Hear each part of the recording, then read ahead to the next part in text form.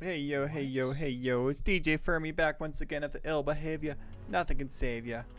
I'm playing my Shadow Priest! And if you're new to the stream, holler, level 40 party. I happen just be lucky enough to get a mount. By lucky, I mean I saved up 90 gold. I'm honored with my faction. Where did I get my gold? I can tell you I got 15 of it there by selling Elemental Earth for 5 gold a pop on the auction house. Fucking bank. What the fuck? No, like, this is honestly throwing me for a fucking loop.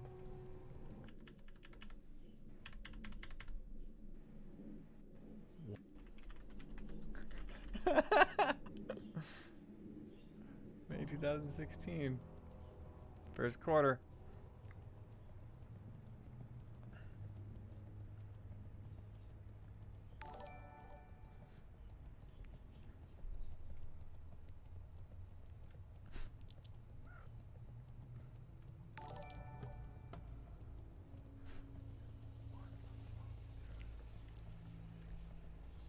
What the fuck? No, like, this is honestly throwing me for a fucking loop. Like, I don't even know what to say here. This is so honestly, old. like, really weird. Let me change the camera. I don't know why it died there. Okay, that should be fine. See, I have so many fuck ups. I've always got a backup plan because I fuck up so much. Yeah, I just had to turn that off while I looked at that picture.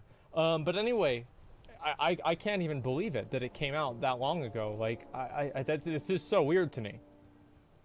Which is pretty darn low, and yeah, they've lost like 5 million I feel like I'm in players a in time the last warp or 6 something. months, and that's certainly not a good statistic for any company. No. Really, you've got to wonder though just how much of this is down to content, what's actually going on here, because if you look at Hearthstone, it's not really had super exciting news for a while, and Blizzard themselves have said that Overwatch was down because of basically sparse content. They did say that WoW had a big update on the way, and they like kind of hyped up the most recent Hearthstone expansion, saying it's performed better than the previous two. Let me go back and see what they said about WoW real quick. Saying it's performed better. Shit. They did say that WoW World of Warcraft Classic will be part of the franchise subscription. In addition, a large content update to World of Warcraft called Rise of Ashara is already on test servers and will include new zones, dungeons, and more. I mean, okay. had a big update on the way, and they like kind of hyped up the most recent Apex Hearthstone killed expansion, Overwatch also? saying it's performed better than the previous two, and of course the new Overwatch content that's really only just made it into the game and did is on it? the PTR. So I mean they've done a lot of that, but really the core thing is there just has not been a lot of Blizzard content. Now what I think will be a bit less exciting for the core Blizzard audience is, well, you all have your phones, don't you? Because overall, Activision Blizzard talked a lot about mobile during their earnings call and the desire to move into mobile and free-to-play, especially with China. Now, look, from a pure business perspective, it's... So he's about to say some kind of fucking bullshit that's gonna rationalize mobile games, okay? Alright, listen, Blizzard. Stop pretending your audience is anything but a bunch of fat fucking dudes sitting in their mom's basement eating Cheetos. That's what it is. That's it. That's all it is. Stop making the game for progressive soccer moms. 8-year-old children. They're playing Fortnite. They're busy. The only thing they know about Overwatch is the porn. Not interested in the game. Just stop. Just be good at what you're good at. You don't have to be good at everything. You bought King. Have them make the bullshit mobile games.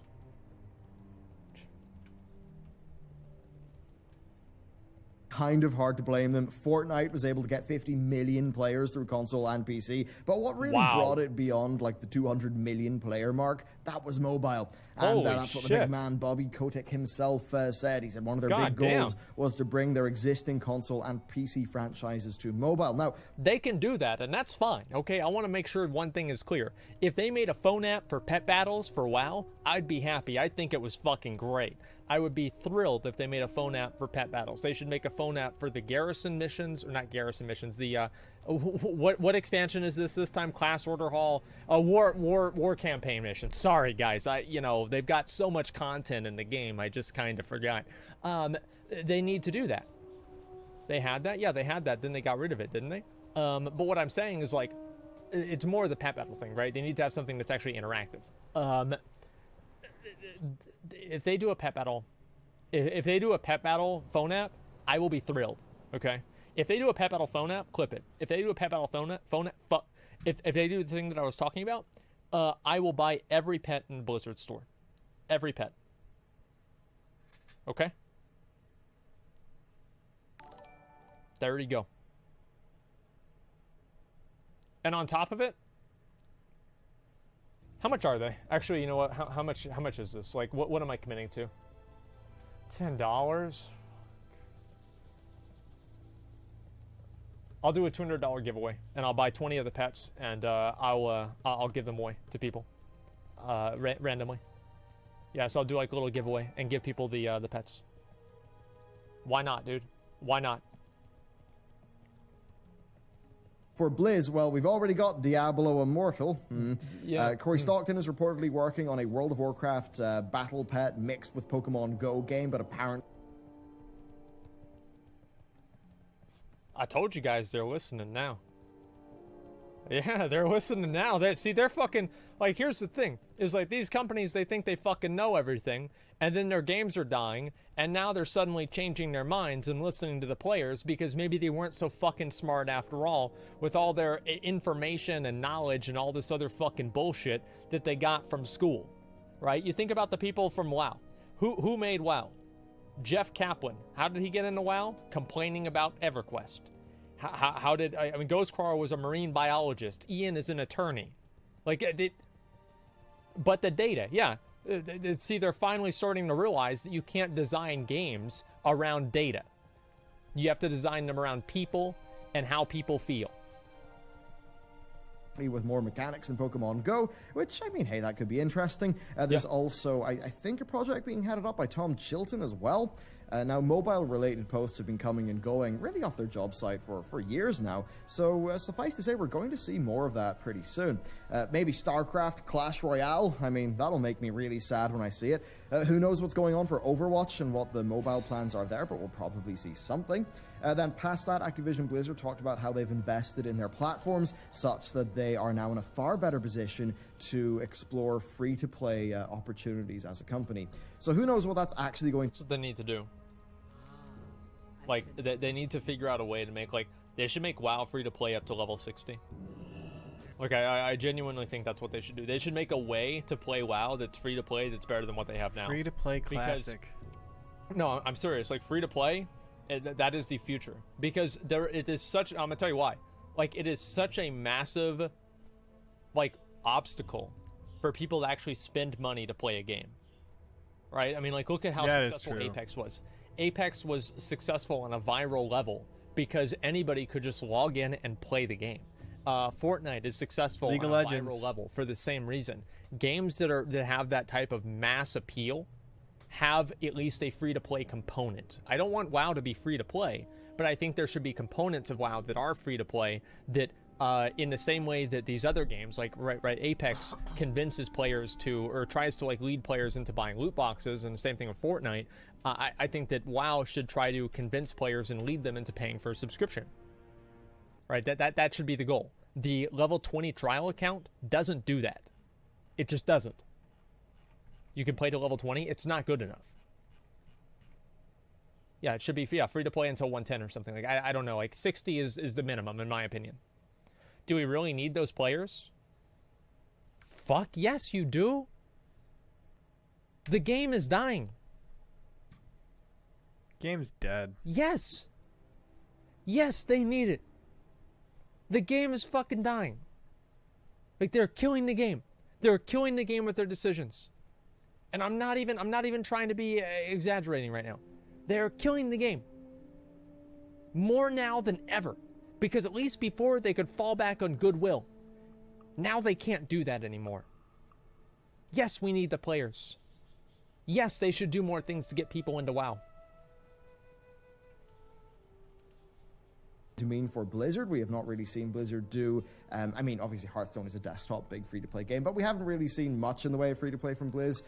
But again, I wouldn't be super surprised if we do see some of that, because that is a kind of a part of the direction the industry is going in. Now, that said, they did say that they still value the $60 premium release. They said that they know that their customers like getting their games that way, and that's good to hear.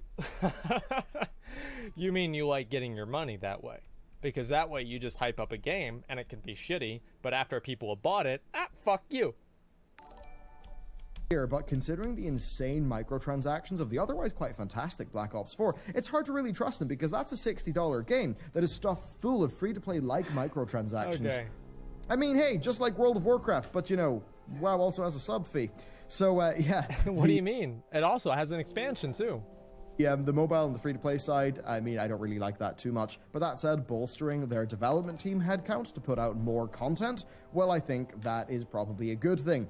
Activision Publishing, pretty much with, you know, Q2 of Blops 4's Life and Sekiro, actually managed to earn just under what Blizzard pulled in, and that's with Blizzard having far more active games. So it's pretty darn clear that Activision Blizzard will think that Blizzard Entertainment is leaving a lot of money on the table. Holy and, shit. Well, their slow rate of content Sekiro did really well. Factor here. I mean, just look at Overwatch. So yeah, more games, more content. Parts of that sound good as long as it is Blizzard quality.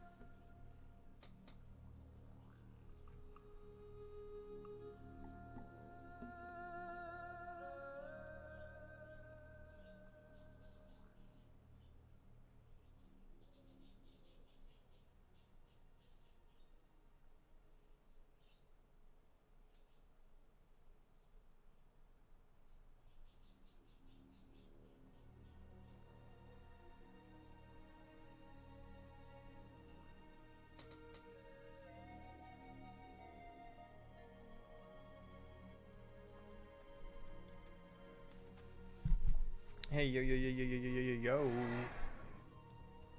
What is this guy doing? Make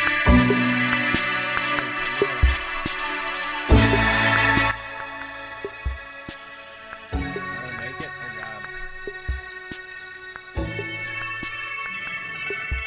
Mute this shit. How many people are here right now?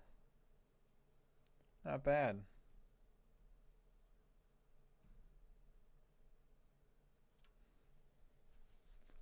I'll watch that later. This is Mr. Obvious, bringing you the obvious. Yeah. Woo. Booyah. Hello, everyone. Today we're on W Magazine to read this hilarious article. And I do mean it's hilarious. Here it says, Game of Thrones keeps killing off entire immigrant populations. And it's a problem. First off, look at the resolution of this picture. Like, this is shameful. You want people to visit your website? You want people to take you seriously? Get a higher resolution image or make it smaller? I mean, wow. By Kyle Moonsind Ryder. That is actually a really awesome sounding name. Is that German? On last night's Game of Thrones, the priestess, Melisandre, sauntered in at the last possible minute to light up the Aurochs of the Dothraki in flames. It offered both the assembled forces of Winterfell and the audience at home a brief glimmer of hope before the next 60 or so minutes of horror film meets battle scene tension. Really? No. It was just a war against the undead. I wouldn't call that horror like a horror mashup or anything. And did you guys notice how dumb the leadership and general ability of the Dragon Queen actually was? You don't send in your cavalry first, and you certainly don't send them to the front lines. They only use the what are they called? Trebulenches?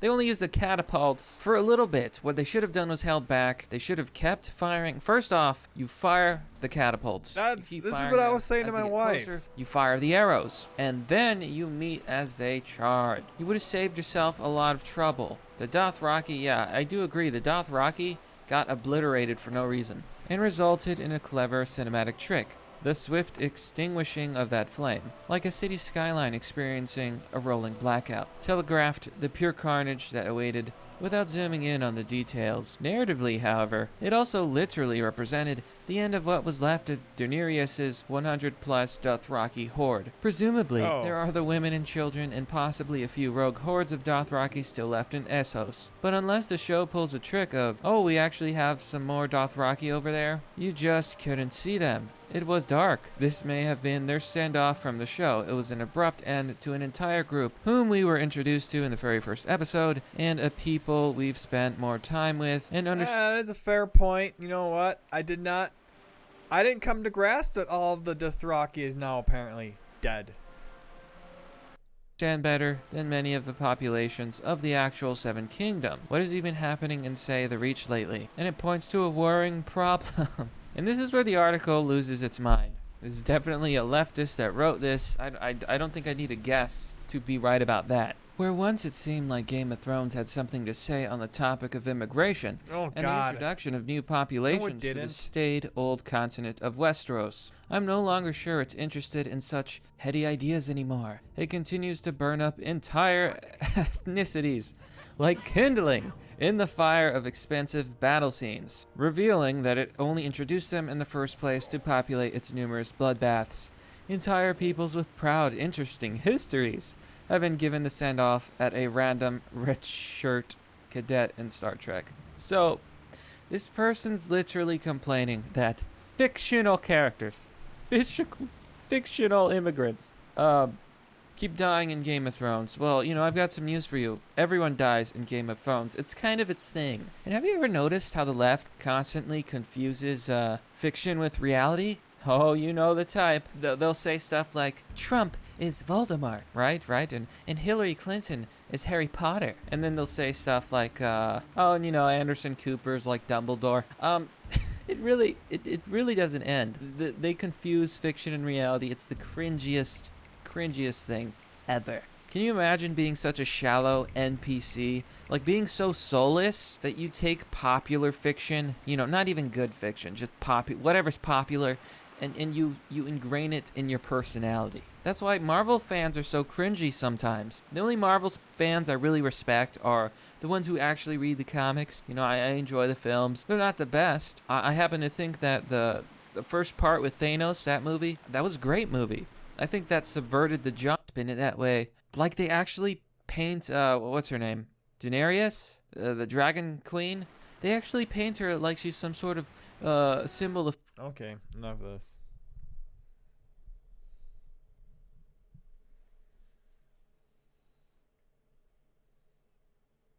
This guy streams continues to generate historic numbers.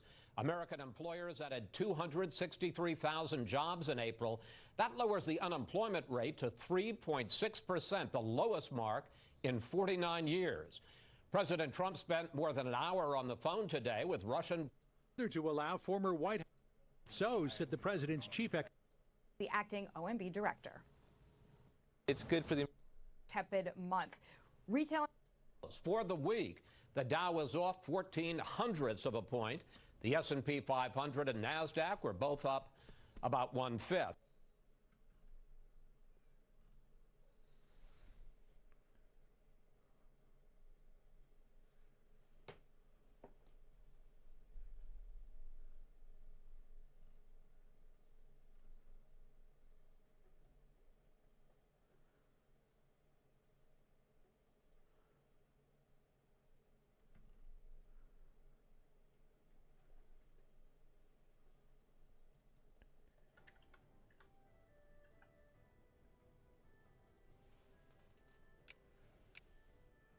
Hey, we can expand the infrastructure.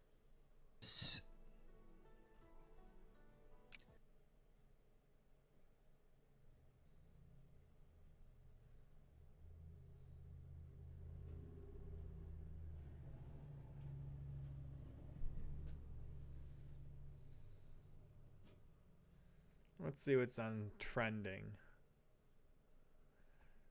Family Feud, SNL code open, Saturday Night Live. I'll get me a hard copyright strike.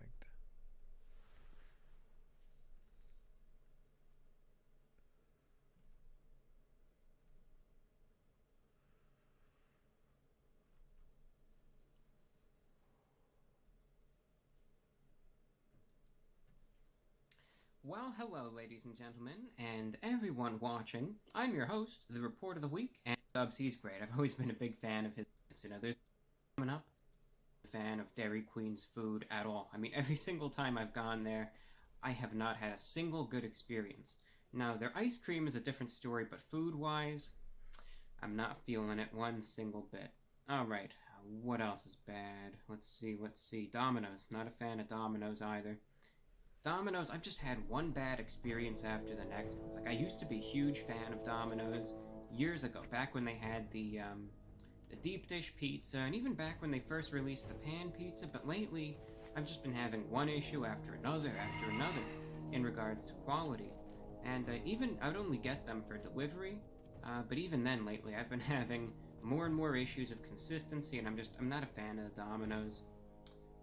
Subway, that one's self-explanatory. I am not a fan of Subway at all. Again, that's another thing. Not feeling the Subway. If I like getting subs, I usually go with Publix, though, of course, that's like a regional chain. But Subway, I mean, there have been things that I've gotten there that I even questioned whether it was, if that was even real meat. There have been some things that just taste so off-putting. I'm just not a Subway fan one single bit. Let's see, are there any other ones that I think should go in the F tier? I don't think so, so what goes in the E? I'm feeling Burger King. Burger King is very, very hit or miss, and a lot of the times, I'm not a fan of it. A lot of their new releases aren't the best. The one thing, the Angry Whopper. I gotta say, really this guy, I'm really solid. He's a really credible source for this information. Report of the Week. He like just eats fast food every week. But, yeah, they have a little. That's what he does. Here and there, maybe something that's. So this is his shtick. Arby's. I mean, personally, I'm just not the biggest fan of Arby's. Maybe I should take this person down. A select few things that I'll go to Arby's for, but most of the time I'm just not feeling them. What else? This one's gonna be a controversial one, but it's just how I feel. Taco Bell. Consistency is a huge issue. So I even went to Taco Bell tonight, and you know, I was disappointed, and I've been getting disappointed more and more and more when it comes down to Taco Bell quality. Just not a fan. It's like they never put any meat in the tacos anymore. Sometimes it just doesn't taste good. Yeah, like, we're on a PvP server. Here and there out, and sometimes it'll be good, but it's so, I don't know, it's all over the place when it comes down to consistency and how good or bad it is. And I mean, it's just bad a lot more times than it is good at this point. That's what I've noticed anyway with Taco Bell. What other places? Let's see. Any other? KFC. I think that one's pretty self-explanatory too. Just KFC, I mean, I don't know. They've just been going downhill more and more and more. I think that's it for the E tier. Let's see. What do I think is worthy of the D tier? No, thank you. This one is kind of like slightly below average, you know? Not the best, not the worst either. Let's see. I think Sonic. I think that's a good example of it. Where like Sonic, I'll go there for wings. I'll get the boneless wings. Those are solid enough. But when I go there to get burgers or anything else, I'm not a fan. It's like they do a few things good, but a lot of things are not on point. Probably the best way to put it. What other places are good for the D tier? Popeyes. Popeyes is another one where it's a step above KFC, no doubt, but it has its issues too, especially after they completely desecrated those poor shrimp. I don't think I can really forgive them for that. And what else? Whoa, what is it? These 3 resists in a row. I mean, I'll put White Castle here too, just because. I mean, they're pretty good for what they are, but like, it's not the best of the best. Like, they have their niche, and they fill it, and you know, do a good enough job. But it's like, it's one of those things that you really have to be craving to enjoy White Castle. So if you got the crave, then it's alright, but if not, then that's an issue right there. I think that's it for the D tier. Now C, that's middle of the road. These are things that I think are just kind of average. You know, they do some good, some bad, but it kind of just cancels each other out. Let's see what works here. Pizza Hut, that's definitely C. A couple years ago, I could silence this person, and I can mind blast them, and again, I can drop I've just them. been having more and more issues, and like some pizzas and the P-Zone and all that stuff, I'll go there for it, and I'll say, yeah, this is good. But lately I've just been getting some pizzas that aren't that good. The sauce has been a bit off lately, so that's why I'll kind of put them in the middle of Ollie's fucking alliance. The road there. Get the What fuck else? out of here. McDonald's, that's a good example of like a C. Where I really like McDonald's breakfast. Again, that's another place that I go to regularly. I usually get some hash browns, sometimes the McGriddles or the biscuits, some orange juice. They do a good job. Good, solid breakfast. But everything else, their burgers, their chicken sandwiches, their fries, it's like it's all over the place. Sometimes it'll be delicious, and then sometimes it's really bad. So I think McDonald's is kind of a good example Don't of fucking pull any being fast being moves, you average. fucking dick. I'm I gonna see throw you. in Wendy's there too, because again, their quality is variable. Like some of their spicy chicken sandwiches are always really good. Some of their burgers are on point, and then you got a few things that I think could be a bit better too. So Wendy's is a good example of that. Carl's Jr., same type of deal. You know, Carl's Jr., Hardee's, pretty much the same thing. Gonna throw those in the middle of the line there. Any other places? Let me think. Little Caesars too. That's another good one. Like Little Caesars again. These are all the places that I think kind of do a good job on some things, and then other things aren't good at all. Like it's iffy, and you see that with so many fast food places. See, I didn't kill anybody, so hopefully yeah, they don't want to be a Little dick to Caesars, me. They're gonna go there. Stay away, you fucking priest. Chipotle, I'm gonna throw those in as well. Like I haven't gone to Chipotle very often, but when I have, it's just like it's very pricey, and sometimes I don't really think the food is worth it. Other times it's good. It's like all these places, it's like your standard fast food at this point, where like sometimes it's better than others, and it's got its good and it's bad for sure. Now going over to B, some of the things that are a little bit better than the usual. Let's see what places. Papa John's. Yeah, that's gonna be I agree with they're that. pretty good for what they are. I've had more good experiences than bad over at Papa John's. Panda Express too. Right? A lot of people, they don't like Panda Express, but I mean, again, I've had more good experiences with Panda Express than bad. I always like getting the orange chicken. The one honey sesame one that they bring back here and there is also good. The pot stickers are good. I enjoy the sides. I am a Panda Express fan. I know a lot of people don't like them, but I'm a fan of that. And then again, another controversial move, I'm going to throw in Five Guys there too. Because, again, like years ago, I'm talking 2010, 2011, I was a Five Guys fanatic. But again, more and more recently, I've been having some bad experiences with Five Guys, but they're still maintaining the standards. Again, I've had more good experiences than I've had bad over at Five Guys. As for A, In-N-Out. I've only been there once, but I mean, that meal was delicious. I mean, that was good. I thought In-N-Out was solid. They did a good job there. Good burger, good fries, good shakes, and I think everyone likes In-N-Out, and if I ever get the chance, I'll definitely try them out again.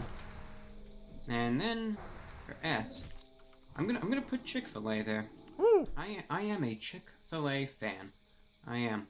Good service, good quality food. I mean, I go there all the time. I get breakfast there. No issues. The chicken biscuits are fine. I get spicy chicken sandwiches, the regular Chick-fil-A sandwiches, the nuggets, all of that. I mean, I always have good experiences there. Like I said, staff is good, price is good, food quality is good. So, I think if there's one place that kind of deserves the S right there, that'd be Chick-fil-A, for sure. Because they do a good job, and they do it right. I'm gonna keep Jack in the Box there, just because I've never been to Jack in the Box, so I can't just kind of tack them onto the list there. There were other places that I would kind of throw in if it were available to me. Definitely up at the top, maybe at S or A. Culver's would go up there. They're kind of a regional chain, though they are ever expanding. They would go there because they're good. They're quality. Then probably for D, I would put Olive Garden there. All they need to do at this point is throw in a drive-thru, and it's fast food at this point. I mean, the quality is just plummeting over there. So definitely that's where that would stand. But otherwise, that's the fast food chart, fast food tier. So there it is. It's official. So that's where it stands. Ringing endorsement. I hope all of you are hanging in there. I barely was. I'll get that out there right now. I barely was, but I hope you're doing all right. And I mean, that's where it stands. Those are the findings. Those are the standings. And again, it's just really my 2 cents in regards to what I feel, some of the best and worst fast food chains are. Now, granted, of course, you can go to Chick-fil-A and you might have a bad experience, but overall, I've had mostly good ones.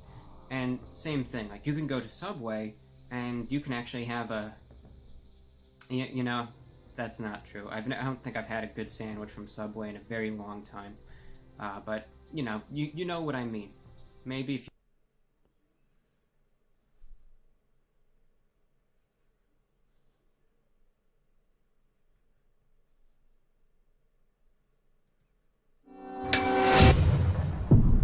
It's time for change, and I love change, and I'm totally not getting really uncomfortable looking at this opening screen, which it's not how it usually looks. It's just, anyone else just feel a bit awkward now, like it's just not the same? That's right, I've never really done any Victoria 2 alt history mods, so this is definitely going to be interesting for me, but the basic premise is that England and France never really split. Their crown is actually still the same one, and they are unified, and the Duke of Burgundy still exists, and loads of things are different. It's a real big, complicated, big ball of bollock. Before we start, it's Christmas today. That's right, every day until the 25th is now Christmas, and then every day after that is 365 days until Christmas. You know what people do on Christmas? They buy things they never need, like the Isara Productions merch. Oh my god, look how much cool stuff there is. There's an actual Belgian Lives Matter flag and a cool Trucking to Moscow t-shirt. Link in the description. Go ahead. Go ask your mom for a Trucking to Moscow t-shirt for Christmas. Oh, I think I just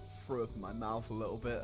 So as you can see, the world looks a bit more perplexing than it does usually in Victoria 2. There's a lot more nations, there are some unfamiliar nations, and most importantly, why you gotta be so big, Bohemia? That's a real big Bohemian boy right there. Basic premise is that England and France are just still together. Burgundy still exists because the Duke of Burgundy just never died. He's still the exact same Duke from back in the day. He's pretty old, he's pretty wrinkly, and honestly, it's a bit of a miracle. It might be Jesus. Jesus leads Burgundy. Write that in the official law books, aka the Bible too. So I've been looking around, and I'm not entirely sure I want to play in Europe for this. It looks pretty messy. Of course, I'm assuming we're supposed to be playing as, like, I don't know.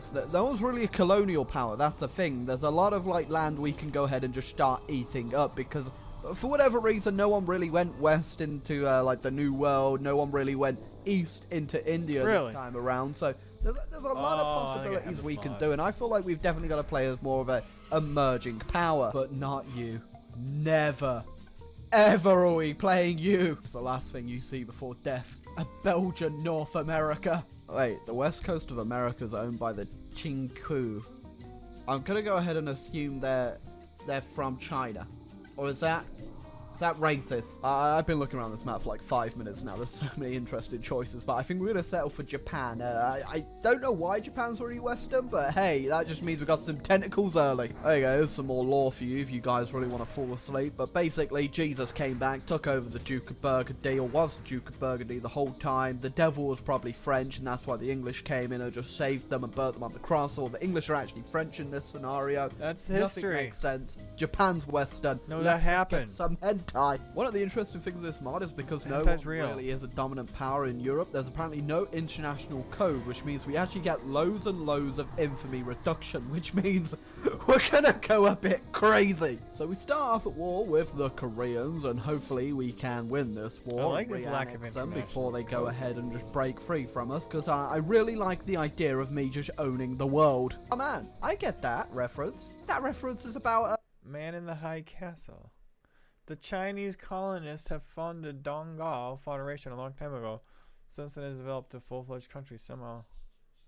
The plumber, the one with the red hat that goes to castles to find the princess, right?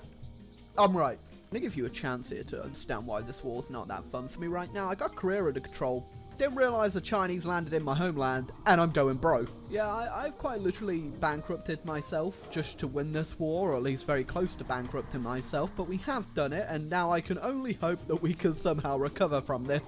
Okay, yeah, having no problem whatsoever recovering from this, but I'm not entirely sure why. Now, I could be wrong, but I think this mod's actually based upon the pop demand mod, I think, because I don't recognize a bunch of these RGOs. A lot of things are different with that mod. Now, it's definitely not HPM or HFM, which a lot of the newer mods are based on, so I definitely think this is pop demand, so I'm gonna have to do a bit of learning here. Oh, damn, I just noticed we got a whole lot of grain over here in these provinces. You know, you could do with grain, people. That's right, you can start yourself a commercial baking empire! I don't know why, but Russia never unified in this universe, and a lot of Siberia is still untouched, and we actually have a little protector, a satellite. I don't know who they are, but we've got these guys over here who are our little bitch boys, which maybe we can annex later on and actually do some colonizers of Siberia. I don't actually know. I don't know, alright? I've never played this before. Oh, they've also added new units, which means I don't even understand. You can have mobile artillery, which is fast artillery, you have infantry, and then you have regulars. What is the difference? I don't get it. Why do they require 48 revolvers? Oh wow, that's really cool. Neptune's been discovered by Bavaria. The 8th planet. It's real interesting. Hold on a second. These pesky Europeans appear to be getting involved in my Asian affairs, which I'm gonna have to put a stop to. Oh my god. I got even more infamy reduction. Yeah, China's pretty confusing. So this says that Ming now resides in Taiwan, and I'm going to attack them for 10 infamy, which is literally nothing because I'm losing so much, and I'm already at war with Brunei at the same time, so I'm just eating up land everywhere I can. I probably should have read up on the lore exactly why China is just so messed up, but I just kind of like the mystery of it. Well, there's one China dealt with, and we got a nice bit of the Philippines too, which is cool, I suppose. Go take myself a nice slice of Malacca as well while I'm down here. Oh, hold on a second. I've actually been declared war on by the Chinese. Yeah, I didn't go too well for them. A little bit of turmoil in the dual monarchy there. I guess it can't all be easy breezy smooth sailing, but I don't know if this means they're going to break up or not, but just in general, like, Europe's pretty messed up. Somehow the Italians have actually managed to form, though. Of all people, they're doing well. Okay, it's one of those mods where they just really suck off Macedonia. Just call it Greece! Oh, we actually did manage to annex our new protectorate, but I did realize as soon as I took that Chinese land that my literacy rate goes down every time I take provinces, which is not good. Oh, Lord, he coming! Yeah, I'm not gonna lie, I'm pretty impressed with that huge Bohemia right now. I didn't realize I didn't even bother to look at Australia and actually come down here and I can actually colonize it, which is pretty interesting because apparently no one bothered. Yeah, I can also go ahead and just enslave the Kiwis while we're at it because I'm assuming no one else is actually gonna bother do this. Oh, and the Native Americans have formed a massive nation. Okay. Oh, great. I created communism, okay? Let's just get it over with. Oh, would you look at that? It's my top 10 anime crossovers. It's Manchukuo. Really? I just had a communist revolt. All the way up here in Siberia.